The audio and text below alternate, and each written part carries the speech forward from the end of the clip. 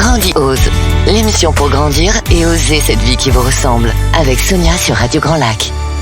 Bonsoir. Ça fait déjà un mois que je ne suis pas venue pour animer cette émission qui est chère à mon cœur. Donc ça m'a beaucoup manqué. Et oui, il y avait le 1er avril au milieu. Donc je suis particulièrement ravie de revenir à l'antenne pour ce soir aborder les choses sous un autre angle. Toujours cette vie qui nous ressemble, cette vie plus alignée. Et cette vie plus alignée, elle passe par quoi ? Elle passe par des changements. Elle passe par des choix. Elle passe par la connaissance de soi, mais aussi d'autres paramètres externes à nous. Et ce soir particulièrement, nous avions envie, avec Florence, qui va se présenter dans un instant, de vous parler des choix que l'on peut faire par rapport à la manière dont on se nourrit, ou plutôt la manière dont on s'hydrate, Parce que ça a vraiment aussi un impact conséquent sur la vie que l'on mène, sur le confort de vie. Et ça passe par des choix parfois inconfortables, donc des changements d'habitude, mais néanmoins nécessaires. Florence, bienvenue dans mon émission. Merci Sonia de m'accueillir ce soir dans les locaux de Radio Grand Lac. C'est vraiment un grand plaisir parce que c'est effectivement le sujet qu'on va aborder est d'importance et d'actualité. Justement, dis-nous un petit peu qui tu es et pour quelle raison, toi, ce sujet-là te tient tellement à cœur ? Alors, c'est un petit peu...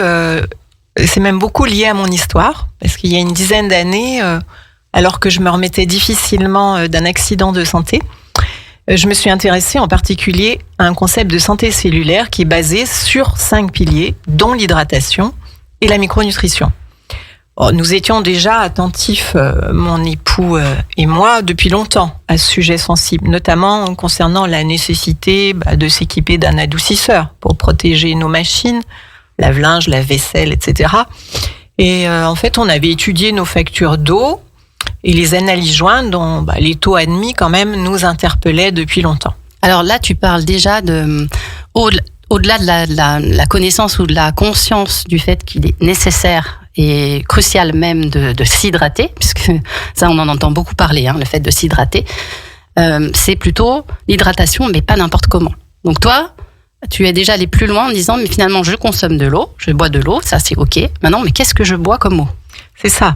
Parce qu'en plus, dans le cadre de mon activité de conseil en mieux vivre au naturel, j'ai évidemment été amenée à me former sur l'hydratation de qualité, puisque c'est un des piliers essentiels, mais aussi sur les différentes solutions, en particulier de filtration, qui sont proposées sur le marché. Mais je crois qu'on y reviendra plus tard. Eh bien, on va faire un constat, en fait. Déjà, biologiquement, l'eau, elle est essentielle à la vie. Rappelle-moi, on est composé à combien de... Alors, ça varie selon l'âge, évidemment, en fonction de notre âge. Mais en gros, c'est de 50 à 70-80% de notre organisme. Ah, c'est énorme. Et ce qui est incroyable, c'est un paradoxe d'ailleurs, c'est que nous tenons debout parce que nous sommes faits d'eau. Et c'est le constituant essentiel de la cellule. Oui, c'est rigolo parce qu'on pourrait penser que c'est plutôt nos muscles qui nous tiennent debout, ou notre colonne vertébrale, mais enfin tout ça est quand même mélangé à l'eau. Et finalement, toi tu nous dis, si on n'a pas d'eau, on tient pas debout. Et non seulement ça, mais on ne peut pas vivre. On ne peut pas vivre, on ne peut pas tenir à peu près au bout de 2-3 jours. Ça devient très très difficile. Donc moi je vous recommande d'ailleurs un excellent ouvrage, un livre qui s'appelle La santé cellulaire, de 2 médecins-chercheurs, les docteurs Vidalo et René Olivier, qui consacrent un sujet entier sur l'importance de l'hydratation de qualité. Et donc, comme on disait, elle est indispensable à la vie. Et surtout en quantité suffisante et en qualité, c'est primordial aujourd'hui. C'est vraiment un fait de société. Mais alors du coup, acheter son eau en bouteille, est-ce que c'est déjà quelque chose qui est bon pour la santé par rapport à l'eau du robinet, tout simplement ? Ouais. Alors moi, j'utilise toujours la comparaison entre les 3. Entre l'eau du robinet, l'eau en bouteille et l'eau que l'on obtient par filtration avec différents systèmes. C'est important de comparer les 3. L'eau du robinet, si on fait un comparatif avec l'eau en bouteille, parce que c'est vrai qu'on est dans des régions où on a pas mal de sources qui sont utilisées par des grandes compagnies pour les mettre en bouteille. Si on reparle de l'origine de l'eau minérale, eh bien, dans le temps, on avait besoin d'une ordonnance de son médecin pour pouvoir acheter des eaux minérales, thermales, eaux traitées. Voilà, ça paraît complètement fou puisque maintenant, évidemment, depuis longtemps, elle est en vente libre dans les supermarchés, etc., etc. Moi, j'aime bien démarrer par l'eau du robinet parce que c'est celle, on est dans un pays civilisé et on a de l'eau dite potable qui arrive à notre robinet. Voilà. On n'est pas au fin fond de l'Inde, ni au fin fond d'un pays, par exemple en Afrique, où ils ont des difficultés à avoir de l'eau potable. C'est quoi de l'eau potable, en fait? Que veut dire le mot potable? Si, par exemple, Sonia, je te dis, ta robe aujourd'hui est potable. Ah bah merci. Bon, ça va, je suis pas en robe. Comment vas-tu le prendre? Ou ton t-shirt? Ouais. Ou voilà. Comment, c'est pas terrible. Voilà. Comment tu vas l'entendre, hein? Ça c'est important parce que ça veut dire en fait qu'elle est bactériologiquement potable, buvable, consommable. Consommable, mais donc on enlève, on n'aborde pas là la notion de qualité. Elle est acceptable, elle est tolérable. On peut dire tout simplement que tout va bien. À partir du moment où elle arrive à notre robinet, ou également, faut savoir que c'est la même qui va aller dans nos WC, dans nos machines à laver. Ça donne pas envie. La vaisselle, hein, c'est exactement la même. Ouais. Et en plus, l'eau dite alimentaire, c'est-à-dire celle qu'on boit, ce n'est qu'à peu près que 5%. Quand, par exemple, l'eau des réserves ou des châteaux d'eau. Voilà. Donc, c'est assez parlant quand même. Alors, il faut aborder le sujet des traitements.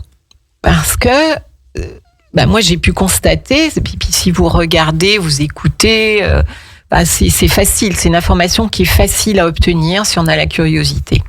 Il y a forcément des traitements pour rendre l'eau bactériologiquement potable.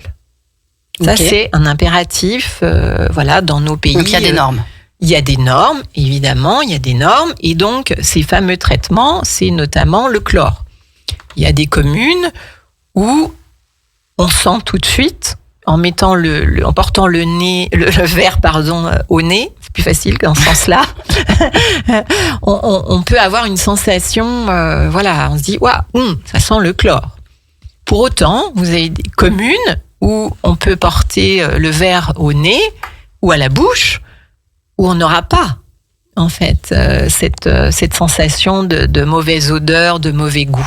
Ça peut tromper. Oui, c'est ce que j'allais dire. Et en fonction des régions, on se rend compte aussi que l'eau n'a pas le même goût. Oui, parce qu'elle n'est pas forcément traitée au même niveau. Même par exemple, d'aller d'Aix-les-Bains à Annecy ou d'Annecy à Rumilly. Bon, Rumilly est célèbre en ce moment au sujet de l'eau, on en reparlera un petit peu plus tard, on en a beaucoup parlé. Il y a aussi éventuellement de l'aluminium pour la rendre cristalline, sans jeu de mots. Voilà. Donc ça, c'est important parce que ça veut dire que tous les jours, en fait, on va ingérer ces traitements, qui ne sont absolument pas anodins, en fait. Alors, c'est quoi les impacts ? Les impacts, c'est sur notre santé, c'est sur notre organisme. Et qu'est-ce que ça pourrait être plus précisément dans ce qui a été évoqué dans les recherches ? En fait, ça peut, si on se réfère à différentes émissions qui a eu encore lieu récemment, comme Cache Investigation par Lise Lucet. On a eu Assez dans l'air aussi sur France 5 il n'y a pas longtemps. Puis j'invite les auditeurs à aller faire des recherches par eux-mêmes parce que maintenant sur Internet, on trouve vraiment beaucoup de choses et il y a les enregistrements de ces fameuses émissions. Mais en fait, l'organisme, il va les ingérer, ces traitements. Donc, ça peut pas être anodin pour l'organisme. Mais est-ce qu'il y a des manifestations qu'on peut voir ? Alors là, il faudrait, on va dire, interroger des scientifiques, ce que je ne suis pas. Moi, j'insiste vraiment sur le fait que c'est à titre personnel que j'ai fait mes propres recherches et puis maintenant dans le cadre de mon activité professionnelle.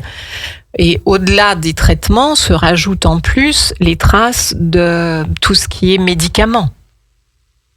On boit les médicaments de nos voisins. Aucune usine de retraitement des eaux en France, à ma connaissance, n'est équipée pour filtrer les traces de médicaments. Alors, là, il y a un constat qui a été fait, notamment sur les poissons d'eau douce. La féminisation des poissons d'eau douce. Pourquoi ça s'arrêterait aux poissons ? En fait, si on va prendre l'hormonothérapie, moi, souvent, je cite la pilule de la voisine, les traitements chimiothérapiques d'un autre, l'hormonothérapie d'un troisième. Tout ça, évidemment, ce sont des micro-éléments, micro-particules qu'on retrouve. Néanmoins, on les avale.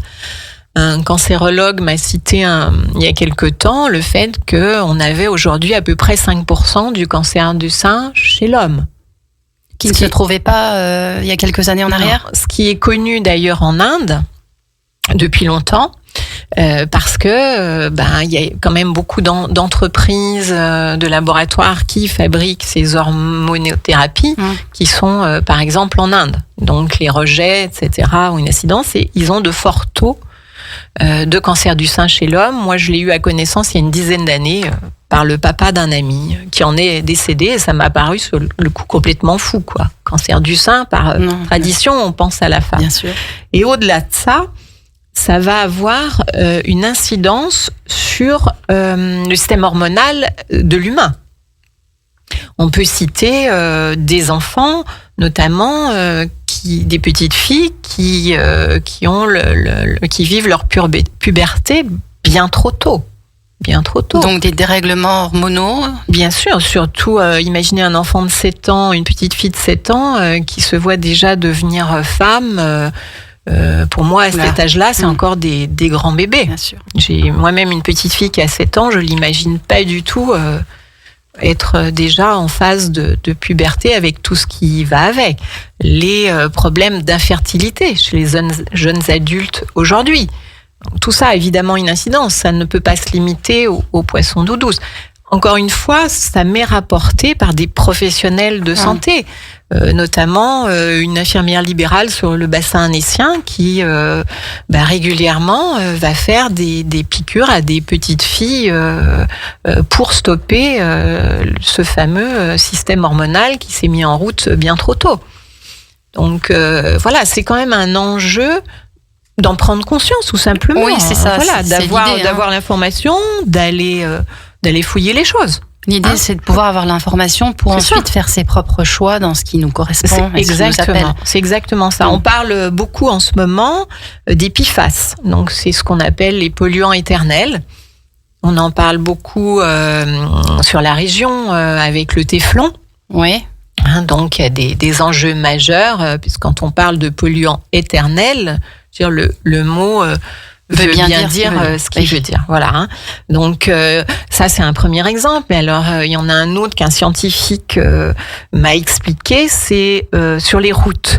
On a évidemment plein de voitures qui passent tous les jours sur toutes les routes de France. Si on se limite, par exemple, à la France. Eh bien, on est quand même à peu près à 8 millions de tonnes de résidus liés aux voitures. Alors, c'est le lave-glace, c'est l'huile moteur, c'est les traces de pneus. Par exemple, les traces de pneus sur les routes. Eh bien, quand il pleut, qu'est-ce qui se passe ? Ça lave les routes. Logique. Eh bien, cette eau-là, elle part où ? Elle part dans les rivières, les ruisseaux, les nappes phréatiques. 8 millions de tonnes, c'est énorme aujourd'hui. C'est pour moi, encore une fois... J'avais pas du tout conscience de ce genre de chiffres. Mais moi non plus. L'histoire des voitures, j'avoue que ça m'a paru tellement logique après, mais on n'y pense pas. On n'y pense pas. la pollution, en fait, oui, autoroutière, on peut appeler ça. Alors, on va rajouter ce que dégagent les avions, etc., etc., hein, parce que ça vient aussi, on a tous sur nos terrasses des résidus Évidemment. des avions, des passages des avions. Hein, quand ça noircit sur la terrasse, si on est en pleine campagne, comme c'est mon cas, et peut-être aussi le tien, évidemment... ça peut pas venir que sur la table du salon de jardin. Oui, alors c'est vrai qu'on a conscience que on peut parfois inspirer, ou en tout cas respirer plutôt, des résidus, des polluants, ce genre de choses. Mais je faisais pas forcément le lien avec l'eau. Et oui, et pourtant, ça paraît, une fois qu'on en a l'information, pour moi, ça m'a paru tellement logique. Alors du coup, achetons de l'eau en bouteille alors. Première, est-ce que c'est... Enfin, j'ai l'impression qu'il y a 3 étapes. Enfin, je ne dis pas qu'il y a 3 étapes, mais il y a l'eau, la fameuse eau potable. Sachant ça, on peut décider de prendre de l'eau en bouteille. Mais j'entends que c'est pas l'optimum. Finalement, l'eau en bouteille, qu'est-ce qu'il y a qui pourrait poser problème ? Je te propose on va faire une courte pause musicale. Et puis, avec plaisir. Justement, on fera un point sur l'eau en bouteille. Vos émissions préférées, elles sont toutes sur Radio Grand Lac. Grandiose, l'émission pour grandir et oser cette vie qui vous ressemble, avec Sonia sur Radio Grand Lac.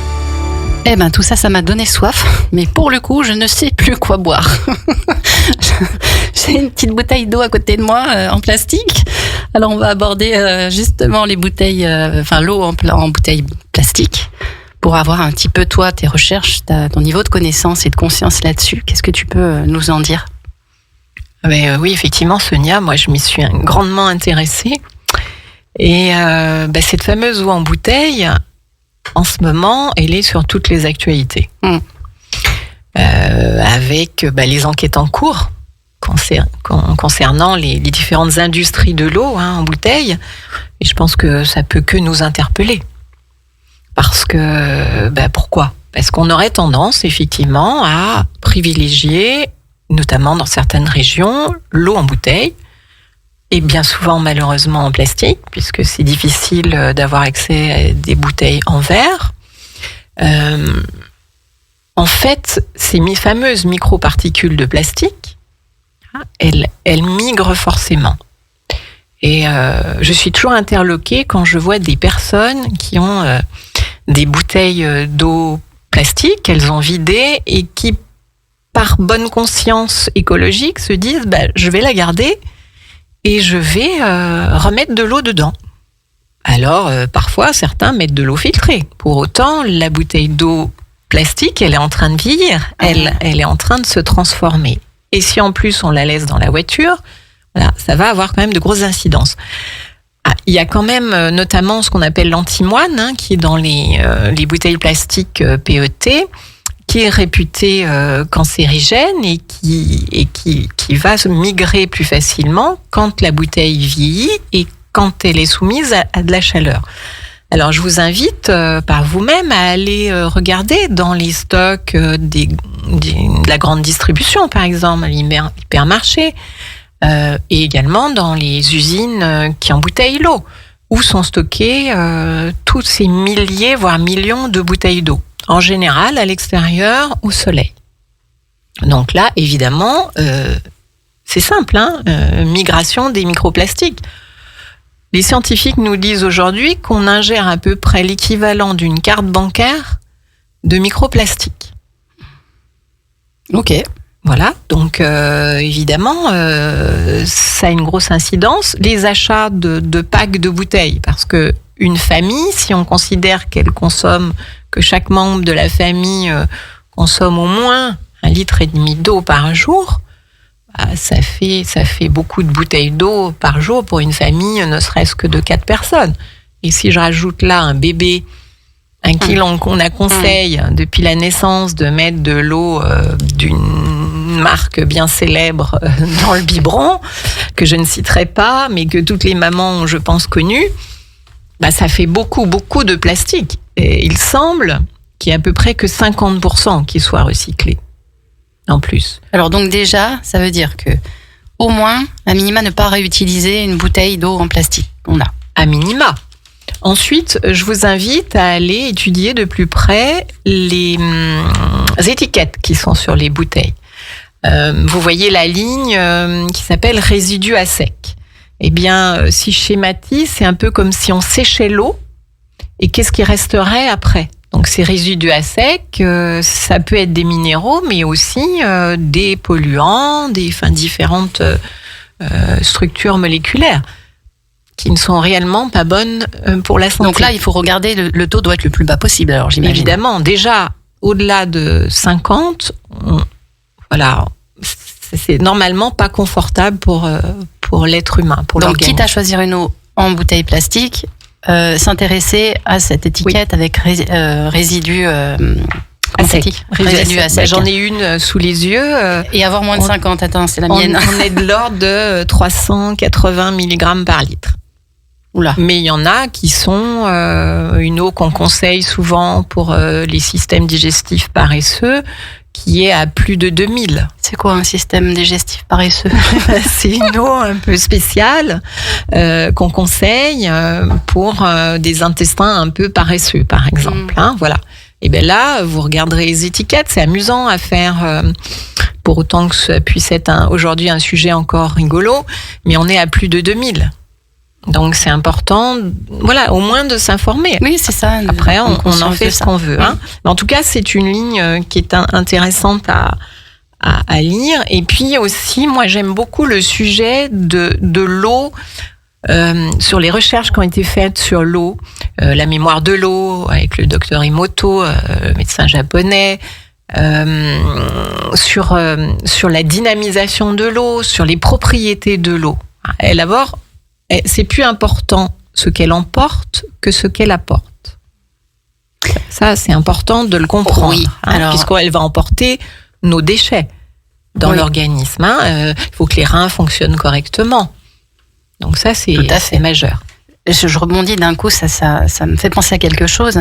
J'avais fait une expérience comme ça, où on peut poser une intention sur différents verres d'eau, et c'est assez fabuleux, en fait. Des pensées qui sont néfastes ou négatives ou noires sur le verre d'eau, et à côté de ça, faire l'autre expérience inverse avec de belles intentions, de belles choses, de belles pensées.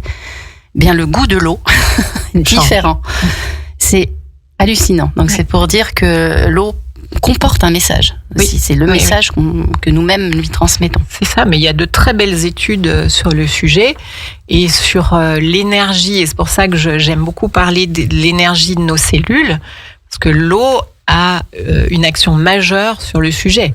Pour que nos cellules se régénèrent correctement, la communication intracellulaire, l'eau, il y a une fonction majeure. Donc, c'est encore plus important. Donc, plus elle est qualitative, plus elle va fluidifier et nous permettre... Exactement. Plus elle récupère toutes ses qualités, qu'elle est propre. Moi, j'aime beaucoup l'expression « laver l'eau ». On va l'aborder un petit peu avec le troisième sujet, puisqu'on avait dit qu'il y en avait un troisième. Oui.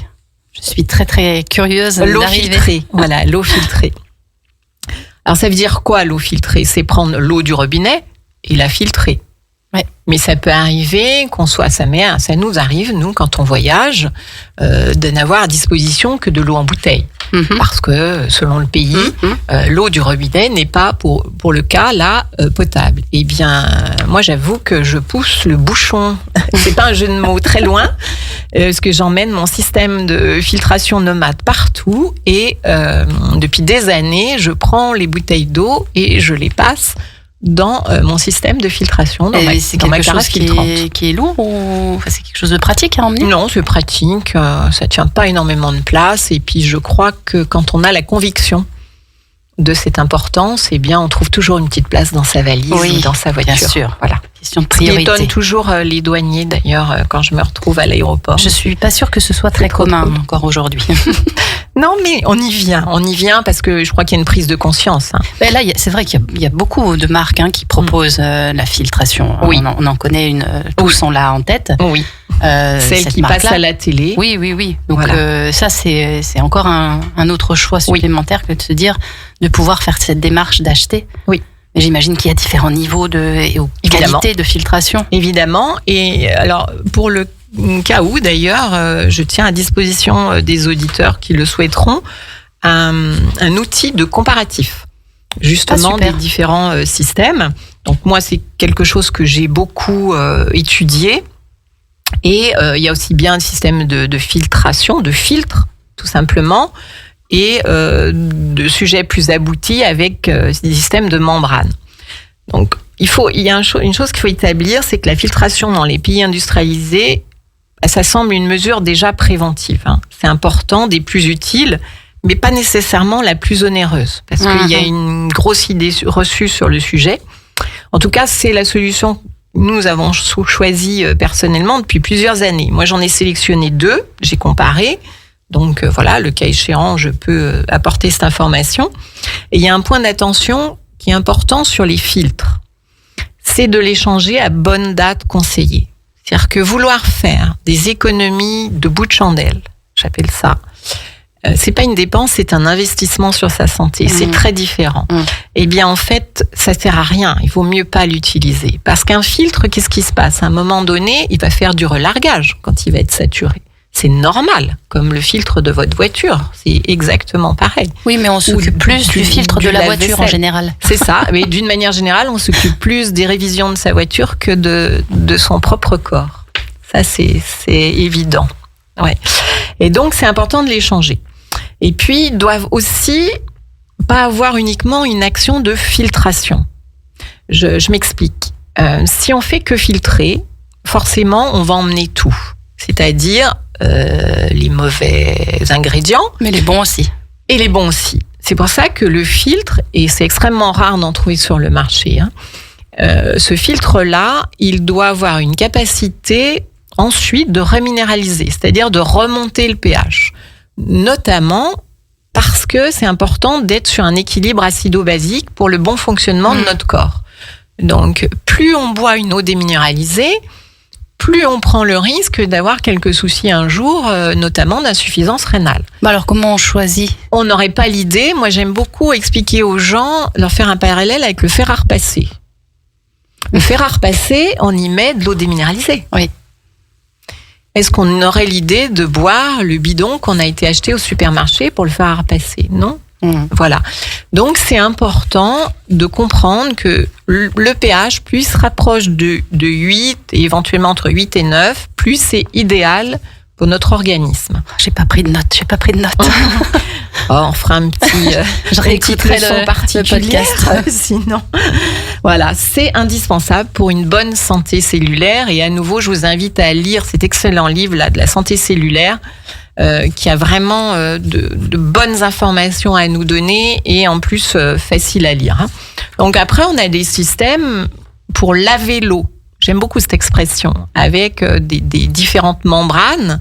Et il va y avoir forcément, c'est des systèmes qui sont beaucoup plus aboutis, comme des machines qu'on va relier en fait à notre arrivée d'eau, tout simplement à la cuisine. Et là, encore une fois, système souvent d'osmose inverse. Et là, il ne faut pas que ça s'arrête qu'à la filtration non plus. C'est important qu'il y ait un système qui va. Ça, c'est des vraies installations. C'est des installations plus lourdes. Dans ce cas-là. Plus lourdes, mais qui sont aujourd'hui, franchement, en tout cas sur de l'innovation, très très facile à installer, même avec des super designs et une eau rapidement accessible en fait à tout consommateur à la maison, vraiment. À ne surtout pas confondre avec quelque chose qui comme les adoucisseurs d'eau, ça n'a strictement rien à voir et à surtout pas boire. Et là, on peut atteindre en nanofiltration jusqu'à 99% de filtration, ce qui est excellent, ce qui est énorme et exceptionnel. Enfin, moi, je suis ravie d'en avoir connaissance parce que enfin, on peut se dire que on va avoir comme dit ma petite fille, la bonne eau de mamie. Voilà. Alors, on va s'approcher tout doucement de la fin. Quel est le message là que tu as, peut-être un message particulier ou quelque chose que tu as envie que les auditeurs retiennent avant qu'on termine? L'eau, c'est la vie. Oui, c'est vrai. Et je crois qu'on dit quasiment tout. Et surtout, informez-vous, ne regardez pas que ce qui passe en publicité à la télévision, parce que si une entreprise dépense 300 000 € pour 30 secondes de publicité à la télévision, eh bien, je pense qu'il y a lieu de se questionner, comme tout ce qu'on peut trouver en publicité, voilà, à la télévision. C'est important de faire des comparatifs, de s'informer auprès de gens qui ont une expérience, qui se sont formés eux-mêmes sur le sujet.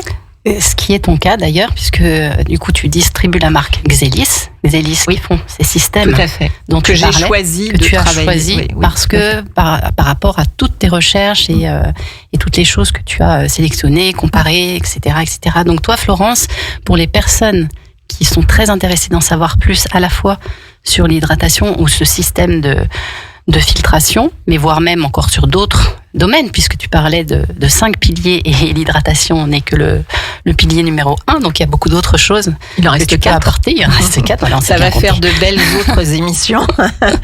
Où est-ce qu'on peut te retrouver pour te contacter? Alors moi, j'invite les personnes qui souhaitent en savoir plus, tout simplement avoir plus d'informations. On peut me contacter par exemple sur les réseaux sociaux, sur Facebook en l'occurrence, où on va me trouver sur mon profil Florence Benz. Ok. BENTZ. Eh ben merci Florence. Avec plaisir. Merci Sonia. Belle hydratation à tous ce soir et à dans 15 jours. 24h sur 24, 7 jours sur 7. Radio Grand Lac, à Aix-les-Bains et autour du lac du Bourget, votre radio.